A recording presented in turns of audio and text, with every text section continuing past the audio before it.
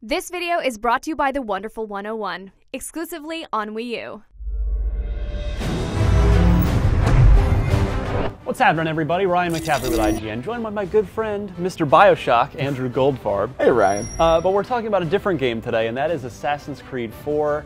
This is a game, Goldfarb, that it's a big series. 3 was bigger than ever, despite the fact that it had some real mixed reactions in the office. But with 4, it's open world. It's like right from the get-go, just jump in, do whatever you want, and it's pirate open sea. So it's been like, oh, I don't want to play the series anymore, but 4 just keeps pulling me back in. Yeah, it's funny because Assassin's Creed, even for the people who detract, like people who didn't like 2, got really excited for 3 because Connor looks so different. And I think we're seeing that again, that even some of the people who weren't crazy about 3, it pulls you back in because the reveals are so good and Edward is so interesting. But playing 4, like, I'm so happy with it. Like what I played with it, I thought was really interesting. So yeah, you got to play it at in Germany at the Gamescom show. And you played single player, correct? Played single player on PS4. Yeah. What did you like? I played on PS4 as well just last week. We'll talk about that in a second. So what were your thoughts on what you played? So I played a little of everything other than the hub city. I wasn't in one of the big core story cities, but I saw a little bit of everything else. So we saw one of the little side islands where it's like you can recruit people, get them into your crew. You have little like almost like fetch questy stuff, like go and get like this thing and bring it back to the island. The stuff I really liked were the more dynamic things in and under the water. So I thought it was cool. Tell me about the under the water stuff, because I didn't get to see that. And it's funny, I'm going to come back to fetch quest too. That's funny you chose that term. So two things, like when you're sailing on the water, and the ship controls feel so good, by the way. Yes, I thought controlling the ship is completely exponentially better than what we had in 3. But you have these dynamic events where you can see there's like a ship that crashed or whatever, right? And you can save people from that, which I thought was cool. But then you can also anchor and dive under the water, and I don't know, it's really cool to me. Like I've always been kind of weirded out by underwater stuff, but like it's always. Are you hydrophobic, my friend? A little bit, yeah. It's like I've always had this weird thing where it's like I hold my breath when the character's underwater. Like I've always been that guy, and so the underwater stuff I thought was really cool because it's very tense. Because like the best underwater missions, like you're constantly worried about breath. So you come down in a diving bell, right, and you can return to these little structures to make sure you get your breath. But at the same time, there's like collectibles and like there are like piranhas and sharks you have to be careful of, and it was just it's number 1 beautiful, and number 2 just a really cool way to like shake up exploration. So are you gonna, was there anything you weren't super fond of, or are you gonna leave it to me to be negative Nancy here? I mean, in general, right, like I need to see something that is different than regular Assassin's Creed. The stuff on land, the climbing, the kill this guy missions still felt basically the same as AC always had. It's like, it's up to you and what you think of the series, if that's a good or bad thing, basically. Yeah, I mean, I got to see it just last week, all-day event, single player and multiplayer. We'll get to multiplayer in a second, but yeah, I mean, I had a sort of Jekyll and Hyde reaction to single player. A lot of the sort of core single player story stuff just felt very fetch questy to me, to use the exact term you used. You know, I had to recruit like 14 pirates for a crew for my ship, and in this open town, it was just, they'd be getting into fights, and you just go help save them from the red coat guys, and they'll be like, okay, Captain, I'll totally join you. And I mean, were those separate? Was each one its own mission, or was the idea like get these 14 guys? No, it was all one thing. You just had to wander around and find them all, and it's. I mean, the one interesting one, there was one where you had to save a guy, or you could. He was actually being hanged, and so you could come up from behind and shoot the rope and then take out the guys. So that was interesting, but yeah, it's feeling a little too fetch questy to me until you get to the open water stuff, like you were talking about. I did the ship combat stuff as well, and it's just so much fun. It's first of all, the ocean looks amazing. Like we just saw great waves rendered in GTA, and this sort of takes it to a new level, where the waves just, it feels like you're actually sailing the ocean.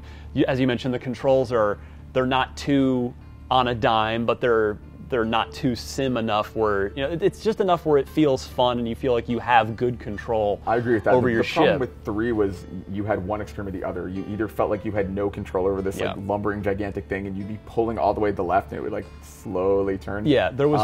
Here you have the multiple speeds that I think help it out. Right, a lot. 3 speeds. So there's like, well, besides stop, there's slow, medium, and fast travel. And you have less precision with the fastest speed, but you have more precision with the slowest. It makes sense. It's also, the firing feels really really good. They added more than just like heavy weapon, light weapon. Like you Correct. have a few different options, which yeah, I think the ship combat feels really good. It does, and it's you have to do the dance with the other ship to try and get position on them to get a better angle. And I really like there was the sort of ultimate battle in the sequence I played, which was sequence 3 in the game, was it was a bad rainstorm, huge waves. There'd actually be these rogue waves, like giant waves that would come that you'd have to take head on, or your ship, if you took them broadside, you'd take damage.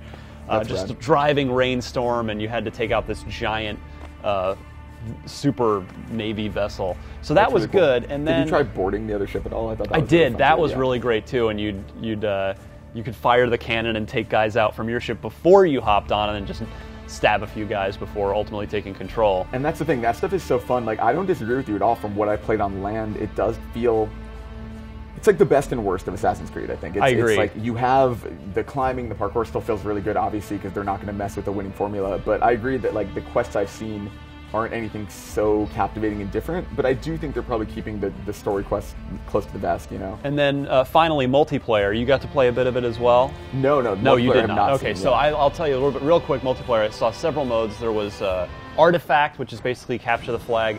That was a little, I don't know, or maybe it was just the people I was playing with. It's just you run back and forth, and there didn't seem to be too much to that. The cool part was there were, of course, NPCs everywhere. In all the multiplayer modes, there are NPCs that are just sort of milling about, and the idea is you try to blend in with them. So you could guard your flag, and then when someone would come up for your flag, just shank them. But I thought you were going to actually stab me there. So I've got a knife right here, just in case. But so that was all right. But Domination was one of the two I really liked, where it was you control one of 3 zones, and that was one where I had a great time. You just sort of milling about in the area, walking around, stealth in plain sight, and I would actually hold left trigger, or L2 since I was on a PS4, and just sit on a bench and then wait for some idiot to come running up to try and capture the point, and then I'd just get up and stab him. So that was great mode. That was great mode. That one sounds cool, and Greg was telling me something about like almost like a hide and go seek style thing. Manhunt. Okay. Yeah, that is my notes here. It's basically hide and go seek. Your goal is to blend in, and the other team has to try and pick you out and find you. So you'd be walking, you might just be hanging out, and all of a sudden a guy would just come up and stab you. I keep flinching every time you stab me. See, that's why this gameplay mechanic works. So overall, I'm not over the moon about Assassin's Creed 4 so far, and this was probably the last major hands-on we're going to get, because the game is out. We're at the end of we're about 30 days to go. About a month, yeah. Before Assassin's Creed 4, probably for current done. gen, obviously. That means they're probably insert at this point. So I like it. I don't love it right now, but I'm more curious to play it. I haven't written it off yet by any means, but I feel better about it than 3. But for me, that's not saying too much. The question is it's sustainable, right? Because I felt really good going into 3, and then I think 3 had some pretty big problems that were larger, that were like Connor as a character, and bigger things that you only got once you played more of it. So I agree. We have to wait and see, but like what I've played, I'm actually higher on than I expected to be, I think. Good. Well, for more on Assassin's Creed 4, of course, have the current gen review coming up, followed shortly thereafter by PlayStation 4 and Xbox One. You are already in the right place. Where's that, Andrew? IGN.com. Correct.